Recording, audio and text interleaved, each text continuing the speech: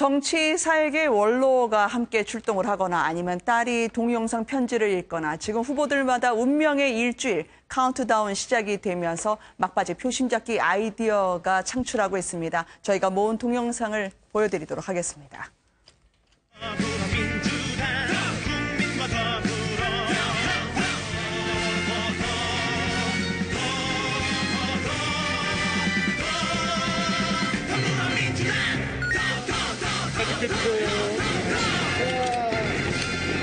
이제 내려와. 아버지 정치 시작하신 이후에 제가 이렇게 본격적으로 사람들 앞에 모습을 나타내는 것은 처음이네요. 아버지가 대전에서 후보 수락 연설하실 때 저 현장에 있었던 것 기억하시죠? 국민께 도와드리겠다고 손 내미는 지도자가 되겠다고 하셨던 것이 저에게는 정말 감동적이었어요. 소매 거두신 모습도 멋있었고요. 심상정의 심부름 센터.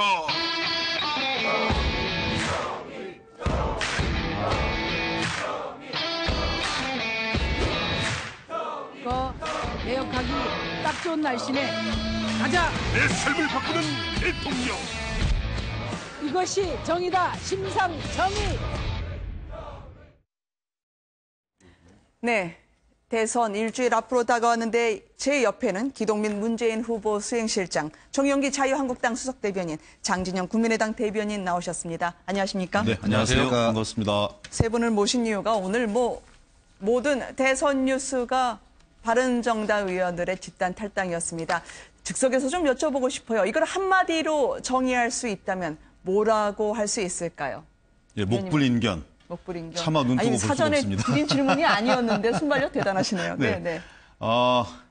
정치인들이 가치와 명분에 따라서 저는 이합집산하는 건 국민들을 설득할 수 있는 하나의 유리한 기제라고 보여집니다. 네. 가치와 명분이 아니라 바로 몇 달 전에 함께할 수 없다. 보수 세력을 새롭게 재편해야 된다. 건전한 보수 세력들을 육성해야 된다라고 말씀 주시고 탈당했던 분들이에요. 과연 홍준표 후보의 어떤 면이 마음에 들었던 것인지. 소위 국민적으로 보면 당신의 자서전에도 나와 있지만 정확하게 얘기하면 돼지 발정제로 친구의 여자친구에 대한 어떤 그 잘못된 모의에 가담했던 과거의 전력을 스스로 공개했던 분이 그래서 수많은 정당과 국민들로부터 자유한국당 대선 후보로서의 자격이 없다. 이렇게 비난과 질타를 함께 했던 분들이에요. 그분들이 또 다시 자유한국당으로 돌아간다고 합니다. 자당이 후보의 지지율이 낮다는 이유로. 제가 보기에는 유승민 후보가 훨씬 더 훌륭한 보수, 건전 보수의 자질을 가지고 있고 또 국민적으로 지지도는 비록 낮지만 이후에 단단한 중핵들을 형성하면서 이런 사람들이 정말 보수정을 대표할 수 있는 합리적이고 상식적인 사람들이라는 게 중론입니다. 그런데 과연 이분들이 연합니까? 때 되면 돌아가는 연합니까? 도대체 저는 이러한 정치가 국민들에게 불신과 정치 불신과 정말 정치 이대로 두면 되는 거냐라는 그런 비판들을 맞을 수 있는 그런 아주 정말 잘못된 결정이다. 유승민 후보의 어떤 처지가 대단히 안타깝습니다. 그렇지만 이분들의 행동이 예전에 저희 이 민주당 내에서 2002년 경선 과정 속에서 우리 노무현 후보의 지지율이 떨어지자 후단협이라고 참여했던 분들이 계세요. 그분들의 정치적 말로가 어떠했는지 국민들이 국민적으로 어떤 심판을 내렸는지 잘 기억해야 될 겁니다. 국민들께서 심판하시려고 봅니다. TV 약식 찬조 연설을 저희가 들은 것 같습니다. 내용상 또 기호 순서상 정용기 대변인께 여쭤봐야 될 것 같아요. 네, 본류에 합류한 거다 이렇게 봅니다. 근데 이제 저분들 말씀드리기 전에 더불어민주당이 사실은 며칠 전부터 이렇게 홍준표 후보에 대한 집중 공격을 하고 검증하겠다고 해요. 그리고 우리 여기 함께 하신 우리 기동민 의원님 막 홍보에서 말씀하시는 거 보니 굉장히 좀 신경이 많이 쓰이시는 거 아닌가 싶은데 저분들이 이렇게 합류할 수 있었던 거 물론 탄핵에 찬성했던 분들이죠. 네. 근데 홍준표 후보 처음 후보 됐을 때만 해도 그런 생각 없었을 겁니다. 근데 TV 토론을 하는 걸 쭉 지켜보면서 우리 사회 문제를 우파적 시각에서 일관되게 정치나 안보 문제도 그렇지만은 경제, 일자리 문제, 동성애, 심지어는 이런 사회 문제까지도 어떤 게 우파적 시각인가 그리고 우파적 해결 방안은 뭔지에 대해서 아주 일관되게 또 국민들한테 이해하기 쉽게 홍준표 후보가 그걸 접근을 해 들어갔고 네. 그게 지지율로 나타나는 거죠. 그 지지율로 나타나고 한 걸 정치인으로서 그걸 보면서 아 저기구나. 내가 정치의 길을 갈 때가 저기구나. 네. 이런 생각을 했을 거고요. 또 하나 이런 거죠. 최근에 더불어민주당 측에서 뭐 보수 괴멸 얘기를 하고요. 장기 집권 얘기를 했습니다. 그런 걸 보면서 아 이거 막아야 되겠구나. 내가 우파 정치인으로서 저걸 막지 못한다면 정치인으로서 큰 국민에 대한 죄악 아니겠는가 이런 고민도 저분들이 했다라고 생각됩니다. 근데 그 극우 보수 괴멸이래요. 근데 사실은 우리 사회에 극우 없습니다. 극좌, 저 3대 세습을 하는 종북, 그 친북하는 극좌는 있을지 몰라도 네. 극우라고 하면 흔히 파시스트를 극우라고 합니다. 네. 근데 우리 사회에 지금 극우가 어디 있습니까? 근데 자기들하고 생각이 안 맞으면은 극우 보수국을 괴멸시켜야 되고 그리고 나서는 다시는 저기 못하게 자기들만 장기 집권하겠다. 이거 섬뜩한 얘기다. 네. 우파의 선명성이 돋보인 후보, 큰 물줄기를 지류가 합류하는 거 아니겠느냐라는 취지로 들었는데요. 제가 장진영 대변인께도 또 여쭤봐야 될 것 같아요. 네. 안철수 후보 측의 오늘 사태를 바라보는 입장은 어떤 건가요? 오늘 저희도 뭐 새벽에 갑자기 그걸 들었는데 네. 알곡과 쭉정이가 드러났다. 네. 이렇게 평가할 수 있을 것 같습니다. 이분들이 과거 새누리당을 탈당할 때 가짜 보수와 차별화하겠다 이렇게 이제 선언을 네. 하고 나오셨습니다. 그런데 이게 지금 다시 오늘 돌아가면서 탈당을 하면서 내세운 게 보수 단일화 이를 네. 내세우면서 이렇게 탈당을 다시 했는데 제가 보기엔 보수 단일화가 아니라 살 길을 찾아왔다가 다시 살 길을 찾아가는 그런 굉장히 명분 없이 행동하는 정치 혐오를 부추기는 그런 행태가 아닌가 그런 생각이 듭니다. 그래서 네. 그분들에 대한 뭐 평가는 더 그렇게 길게 할 필요는 없을 것 같습니다. 다만 이분들이 왜 다시 원래 있던 네. 자유한국당으로 돌아갔느냐 그 이유를 살펴봐야 될 것 같은데요. 한국당이 잘 될 것 같으니까 돌아갔겠죠. 거기가 살 길 같으니까 돌아갔다 이렇게 보는데 그러면은 자유한국당이 왜 다시 살아난 것처럼 이렇게 만들어졌느냐 그 부분에 있어서 저는 문재인 후보의 책임이 있다라고 봅니다. 왜냐하면 문재인 후보가 적폐청산을 그렇게 얘기를 했지만 적폐청산의 가장 전형은 홍준표 후보가 있는 자유한국당이지 않습니까? 근데 홍준표 후보가 그것도 적폐에 아주 지금 요새 하시는 행태를 보면 아주 적폐 전형이라 이렇게 볼 수 있는데 특히 돼지흥분제 사건이 발생했을 때 다른 정당 후보들은 전부 홍준표 후보의 사퇴를 요구를 했는데 문재인 후보만 유독 네. 사퇴를 입에 올리지 않으셨죠. 그렇게 봐주기를 하신 거다. 저희는 그렇게 봅니다. 적폐 세력 청산하겠다 하면서 오히려 적폐를 봐준 이유가 뭘까? 여태까지 수십 년간 우리가 좌파와 우파로 나뉘어서 보수 진보로 나뉘어서 서로 적대적인 공생관계를 유지해 오다가 갑자기 우파가 뭐 지금 몰락하게 되니까 네. 이 좌파 패권도 지금 위기감을 느낀 거죠. 그래서 살살 다뤄야 되겠다 이렇게 본 거다 이렇게 보는 거고요. 그렇게 해서 다시 홍준표 후보가 살아났고 그 홍준표 후보가 살아남으로써 바른정당 의원들이 이렇게 지금 잘못된 행동을 하게 만들어줬다. 네. 근데 국민들은 지금 기시감을 느낄 겁니다. 이게 진보, 보수 서로 나뉘어갖고 수십 년간 서로 싸우면서 할 일도 제대로 못했던 그런 구도가 다시 부활하게 됐구나.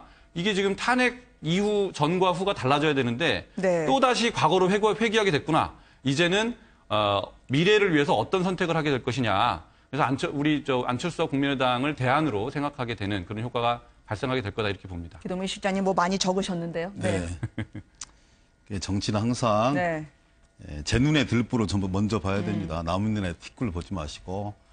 저는 이런 상황이 되게 안타깝죠. 장진영 대변인이 얘기했던 것처럼 저의 바람은 그리고 더불어민주당의 바람은 최초로 대통령 탄핵 사태라는 미중의 사건으로 인해서 파생된 대통령 선거이기 때문에 야당과 여당이 선의의 경쟁을 통해서 정권 교체를 이루어낼 수 있는 이런 프레임이 형성되기를 간절히 고대했습니다. 그리고 위협적이었지만 그런 상황이 국민들 전체의 삶을 편안하게 만드는 과정이기 때문에 안철수 후보와 국민의당의 부상 이런 부분을 사실상 긴장하면서도 기쁜 마음으로 바라봤습니다. 잘하셨어야죠. 사드 오락가락 하시고 지금은 또 국방비를 대여하고 하면 사드 배치 찬성 안 할 수도 있다 이런 말씀까지 주셨더라고요. 개성공단, 금강산 관광, 전시작전권 환수 말로는 호남정신과 DJ를 얘기하면서 그리고 계승하겠다고 얘기하면서 한편으로는 끊임없이 보수 세력의 포를 구걸하는 이런 이 갈지자형 행태가 결국은 안철수, 국민의당의 정체성이 뭐냐, 가치관이 뭐냐, 이런 부분에 대한 심각한 대중적 회의를 불러일으켰다고 봅니다. 저는 정말 그 스스로 무너진 측면들이 강하고 이런 과정이 동반되어서 결국은 지금의 이런 상황들로 저는 치환될 수밖에 없다고 생각하거든요. 네. 전통적인 선거 구도가 복원되는 겁니다. 바람직하지 않은 현상입니다. 정용기 대변인 여기 계시지만 저는 몇 차례 수차례 TV 토론 과정에서 자유한국당과 바른정당은 이번 대선만큼은 후보를 내지 않는 것이 대한민국의 정치 발전을 위해서 가장 큰 혁신이고 개혁일 수 있다는 말씀들을 누차 드렸어요. 네. 그렇지만 그것에도 불구하고 후보를 내신 거죠. 그리고 후보를 내시면서 어찌 보면 국민의당 안철수 후보가 선전하지 못하면서 이런 이 소위 말하는 보수와 진보의 프레임으로 빠져들어가고 있다. 그 상당한 책임이 있다고 보여지는 것이고요. 저는 아까 좀 이 정윤기 의원님 그렇게 안 보셨는데 세상에 어떻게 저희 당을 더불어민주당을 북한의 3대 세습을 지지하는 친북 좌파 이렇게 표현할 수가 저 그렇게 있습니까? 얘기 안 했죠. 아니, 그런 좌파 조금 있다가 세력은 있을지 몰라도 그 근은 없다라고 했죠. 한번 보시고 네. 그런 식의 접근법은 저는 이 선거 시기 임을 떠나서 좀 정윤기 의원님의 상식을 믿습니다. 그건 명확하게 저 하고요. 더불어민주당이 극좌라고는 안 했습니다. 그래서 극좌가 우리 사회 내에 있다. 저는 국민들께 요청드리고 싶은 거는요. 압도적인 정권 교체를 이루어내야 됩니다. 지금 국내적으로도 대단히 위기 상황들이 많이 있습니다. 네. 민생, 국민 통합 너무나 중요합니다. 외국에서는 사드 문제를 바라봤듯이 트럼프의 한반도에 대한 옥죄기 그리고 어떤 비용 분담 이런 부분들의 끊임없는 강박들이 있습니다. 사드로 인해서 안보 위기, 경제 위기 또한 이 중국의 노골적인 경제 압박 이런 부분들까지 있습니다. 압도적인 정권 교체로 힘을 모아 주셔야 적폐를 청산하고 국가 대개혁 과제를 추진할 수 있는 동력을 얻는 것이고 그리고 이 소위 말하는 시진핑, 트럼프 등 이 스트롱맨들을 대항해서 대한민국의 국익을 신장시켜낼 수 있는 지도력을 결정하는 것이 이번 대선이다. 압도적인 정권 교체에 좀 기여해달라 이런 말씀들. 어느 분이 먼저 올리겠습니다. 하시겠어요? 네, 네. 자, 지지율 수로 하면 저희가 해야 되는데. 지지율 이미 뒤집어졌잖아요. 일부지만 뒤집어진 거 나오시고. 근데 네, 그러면 기호 순으로. 네. 우리 사회에 통진당과 같은 극좌 종북 세력은 분명히 있습니다. 그러나 극우 세력은 없다라는 말씀 드렸고 더불어민주당이 극좌 세력이라고 하는 말씀을 드리지 않았다라는 건 다시 한번 밝혀두고요. 근데 더불어민주당이 이런 점을 지적하는 겁니다. 촛불을 들지 않은 사람은 아는 국민들은 아주 적폐 청산을 하면서 자기들끼리끼리 뭘 하겠다고 하니까 그러면 나도 적폐 세력인가? 라고 많은 국민들이 생각하게 하는 그런 식의 선거 캠페인을 지금까지 벌여왔기 때문에 표가 확장되지 않고 지금도 30% 후반 40%에서 지금 정체되어 있는 거 아닌가 하는 이런 말씀 드리고 싶고요. 우리 저 안철수 후보의 경우에는 그럼 좌우 이런 저기가 아닌 미래를 얘기한다고 그러는데 몇 가지 문제점 제가 쭉 TV 토론을 보면서 안철수 후보가 미래와 4차 산업혁명을 얘기하는데 그 컨텐츠가 뭔지는 하나도 얘기를 안 하고 있어요. 얘기할 기회가 없었죠. 뭐 토론을 5번 하는데 얘기를 안 하셨으면 좀 문제가 있죠. 그다음에 이런 겁니다. 안철수 후보는 설령 그러면 100번 양보해서 그렇다 치자고. 근데 그 밑에 나머지 국민의당을 구성하고 있는 의원들을 보면 그게 아니더라. 그래서 대북 불법 송금을 주도했던 분이 대표인데 사드와 관련해서는 후보와 이 대표의 의견이 달라요. 또 공동정보론이라는 걸 띄웠는데 보니까 공동정보론 관련해서는 김종인 전 더불어민주당 대표하고 이 안철수 후보하고 달라요. 이 중요한 문제마다 이렇게 당 따로 후보 따로 가는 이런 분이 집권해가지고 이 나라 어떻게 이끌고 갈 수 있겠는가 이런 점에서 이 안철수 후보에 대한 지지율이 급격하게 지금 올라갈 때도 5%에서 최고까지 올라가는데 한 2주밖에 안 걸렸습니다. 근데 지금 그런 속도로 빠지고 있는 거 아닌가 이렇게 생각합니다. 장진현 대변인이 두 개에 대한 답변을 해주실 수 있을 것 같아요. 정체성도 있고요. 그리고 무엇보다 오늘 TV 토론이 있지 않겠습니까? 어떤 각오로 나오실지. 지금 3시 회의는 마감이 됐는지요? 예, 긴급 3시 회의 회의는. 끝났다고 하고요. 특별한 내용은 없었다고 합니다. 이제 앞으로 남은 기간 최선을 다해서 열심히 뛰자. 이런 정도 내용으로. 선거가 끝난 게 아니다. 끝날 때까지는 끝난 게 아니다. 그렇죠. 이런 거고요. 예, 지금 우리 기동민 의원께서 우리 국민의당의 정체성이 오락가락했다 이런 말씀을 하셨습니다. 글쎄요, 저는 표심을 확장성을 위해서 여러 가지 노력을 한 것은 국민의당뿐만 아니라 우리 문재인 후보도 계속 그렇게 하셨다라고 보고요. 예를 들면 사드 말씀을 하셨는데 사드에 대해서 국민의당은 처음부터 이게 득보다 실이 많기 때문에 그리고 절차적인 절차를 제대로 밟지 않았기 때문에 이것은 옳지 않다라고 제일 먼저 당론으로 정하고 반대를 했습니다. 몸을 바쳐서 반대를 했어요. 그때 그 과정에서 욕도 굉장히 많이 먹었죠. 그러나 그때 민주당은 뭐 했습니까? 전략적 모호성, 뭐 이런 모호한 입장을 채우면서 뒤에 물러나 있었습니다. 그때 저는 문재인 후보나 또 민주당이 같이 뛰어들어서 같이 반대를 하고 국회 동의를 그때 받아야 된다고 강하게 주장했더라면 정부가 이렇게 막무가내로 진행하지 못했을 것이다. 그렇게 생각이 듭니다. 그때는 가만히 있다가 그때 지금 상황이 이미 합의가 되고 사드가 들어오고 뭐 여러 가지 국제 정서가 바뀌고 불가피해졌다라고 인정할 수밖에 없는 그런 상황이 딱 왔는데 이제서 이걸 왜 반대하지 않았냐? 우리는 반대다.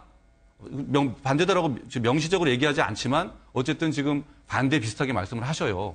거기다가 지금 왜 그런 말씀을 드리냐면요. 트럼프가 지금 10억 달러 내놓으라고 했지 않습니까? 거기에 대해서 문재인 후보는 이게 찬반을 떠나서 계약 위반이다. 당신 지금 그렇게 얘기하면 안 된다라고 트럼프 후보에 대해서 아주 1위 후보로서 아주 반발을 하셨어야 봅니다. 하셨어야 된다고 보는데 지금 거기에 지금 TV 토론에서 처음부터 가장 먼저 처음 반대했던 우리 안철수 후보나 공격을 하셨어요. 그 10억 달러를 놓고 저는 그렇게 하는 것은 지금 1위의 후보의 책임 있는 자세는 아니다. 저는 그렇게 보고요. 뭐 그런 거는 오락가락한 거 아닌가요? 저는 그런 비판을 할 자격이 없지 않나 그런 생각이 들고 그다음에 이제 우리 정용기 의원께서 말씀을 하셨죠. 우리 컨텐츠 4차 산업혁명에서 컨텐츠가 없지 않냐. 지금 문재인 후보도 마찬가지고 안철수 후보도 마찬가지고 TV 토론을 통해서 계속 질문을 홍준표 후보는 시간이 남을 정도로 질문을 별로 안 받으셨지만 지금 1, 2위 후보는 질문을 받고 답변을 하느라고 사실은 자기 얘기를 할 기회가 별로 없었습니다. 그렇기 때문에 차분하게 설명할 기회가 없었지만 이제 6차 토론 오늘은 아마 그런 기회를 갖게 되지 않을까 그런 생각이 듭니다. 짧게라도 답변하시고 싶다고 기동훈 실장이 이야기했어요. 일관되게 당론을 가져왔습니다. 전략적 모호성 그리고 차기 정부에 넘겨라. 국회 동의 과정을 밟아야 된다. 이게 우리 당의 스탠스였고 더불어민주당 대통령 후보 문재인 후보의 스탠스였습니다. 바뀐 건 하나도 없습니다. 바뀐 것은 애매한 게 바뀌지 않았죠. 바뀌지 않았습니다. 그리고 지금도 그것이 가장 올바른 태도이고 차기 정부에서 새롭게 정통성을 국민의 정통성을 획득한 정부와 대한민국 대통령이 국민의 의견을 수렴해서 국회 동의 과정을 거쳐서 결정하면 되는 문제입니다. 여전히 똑같은 거고요. 안철수 후보께서 상황의 변화를 말씀 주셨어요. 9월 9일 5차 핵실험이 있었기 때문에 바꿀 수밖에 없었다라고 TV 토론에서 말씀 주셨어요. 11월 중순의 인터뷰에서도 사드 반대를 강력하게 얘기하시면서 더불어민주당과 문재인 후보를 왜 반대하지 않느냐고 공격했던 분입니다. 도대체 지금의 일관성이라고 하는 부분들을 찾아볼 수가 없어요. 그런 탓을 돌리지 않았으면 좋겠다는 것이고요. 통일, 외교, 안보, 국방에 대해서는 저는 적어도 정말 여야를 가리지 않고 국익의 관점에서 어떤 것이 가장 강력한 해법이고 국민을 위한 해법인지 대한민국의 국익을 극대화시킬 수 있는 방법이 무엇인지에 대해서 진지하게 고민해야 된다 이렇게 생각합니다. 네. 그러면요. 하나만 듣고 어차피 심상정 후보와 오늘 민주당의 문재인 후보와 관련해서는 심상정 후보 얘기를 저희가 오늘 방송에서는 한 번은 말씀을 드려야 되거든요. 이걸 듣고 나서 말씀하시고 싶은 거 뭐라서 해주세요. 심상정 후보 다음에 해주시면 안 되냐, 지지를요. 그렇지만 정의당 측에서는 어리석고 오만한 행태, 새로운 미묘한 신경전이 있었습니다. 듣고 오겠습니다. 정의당에 대한 지지는 다음 선거에 하셔도 좋지 않겠나 이런 생각이 듭니다. 이번에는 정권 교체에 집중해 주는 것이 시대의 정신 아닌가 이런 말씀을 호소를 드리고요. 작은 가게에도 좋은 물건이 있으면은 국민들이 불티나게 사는 거 맞죠, 여러분? 네. 큰 가게 세도만 부리지 말고 좋은 물건 갖다 놓으면 되는 거 아니에요? 네. 그런데 왜 작은 가게 손님들 못 가게 막냐고요? 그게 대표적인 갑질이지 뭐예요? 안 그렇습니까, 여러분? 네. 이 문제에 대해서는 우리 1등하고 계신 문재인 후보님께서 해명이 있으셔야 된다고 생각해요. 오늘은 그 정도 가볍게 제가 해줄게요. 네, 기동민 후보 측에서 자, 큰 가게 주인 입장에서 이야기를 해주시면 될 것 같아요. 저는 이념과 가치와 정체성이 네. 분명한 그리고 좀 지향성을 가지고 있는 바라보는 시선들이 비슷한 집단들 내에 건전한 경쟁과 네. 분화는 필연적이라고 생각합니다. 이 바른정당과 자유한국당의 잘못된 경쟁 구도 그리고 어느 일방이 일방을 패퇴시켜버리는 그래서 결국은 건전한 보수가 이 싹틀 수 있는 토양 자체를 없애버리는 그런 불안한 경쟁 저는 선호하지 않습니다. 진보정당 그리고 정의당, 심상정 후보의 지지율이 높아지는 것이 저는 민주세력, 개혁세력, 진보세력의 전체 파일을 키워내는데 대단히 유리한 환경들을 조성하는 거다. 그리고 네. 그 내부에 건강한 경쟁 구도를 만들어내는 건 시대적 요청이라고 생각해요. 좀 더 선명하죠. 근데 진보 개혁 내선을 현실에서 실현시켜낼 수 있는 현실성 부분에서는 더불어민주당이 좀 압도적인 우위를 차지하고 있다고 보고요. 저 우상호 대표가 한 얘기는 모두에 말씀드렸던 것처럼 압도적인 정권 교체를 이루어내야만 국가 네. 대개혁 과제를 힘있게 추진할 수 있는 동력을 만들 수 있고 그리고 사강 외교 속에서 스트롱맨이라고 일컬어지는 시진핑 그다음에 또 그 트럼프 이런 사람들과 당당하게 어깨를 견주면서 국민들의 지지와 신뢰를 기반으로 해서 당당한 대한민국의 자주 외교를 극대화시켜 나갈 수 있는 그런 힘의 정통성들을 확보해달라. 그래서 더불어민주당을 좀 지지해달라. 이런 취지로 말씀드린 것이라고 이해하고 있습니다. 파이는 키우되 대들보는 확실하게 세워야 된다. 네, 그렇습니다. 취지였고요. 네, 대변인. 네, 뭐 종북이 아닌 건강한 좌파 진보 정당이 우리 네. 정치에 하나 존재하는 거 의미 있다고 생각돼서 지난번에 토론회 때 심상정 후보가 얘기했듯이 저는 힘내라 심상정 이렇게 한번 해드리고 싶고요. 네. 그다음에 사드 문제 관련해서 부세어라 심상정. 네, 신 거죠? 부세어라 네. 심상정. 네, 사드 문제 관련해서 아까 우리 기동민 의원님 좋은 말씀하셨어요. 여야를 떠나서 이 안보 문제는 같이 어떤 게 국익을 지키고 우리 안전 보장을 이뤄낼 수 있는 것인가 네. 이 고민해야 되는데 지난번 TV 토론 지켜본 많은 국민들 문재인 후보에 대해서 과연 그런 생각했을까요? 왜냐하면 아니 트럼프가 뭐 10억 달러 얘기를 하니까 기다렸다는 듯이 마치 잘 됐다는 듯이 거 봐라 트럼프가 10억 달러 요구하는데 그래도 사드 할래? 뭐 심상정 후보는 또 그랬죠. 그럼 가져가라고 하겠다.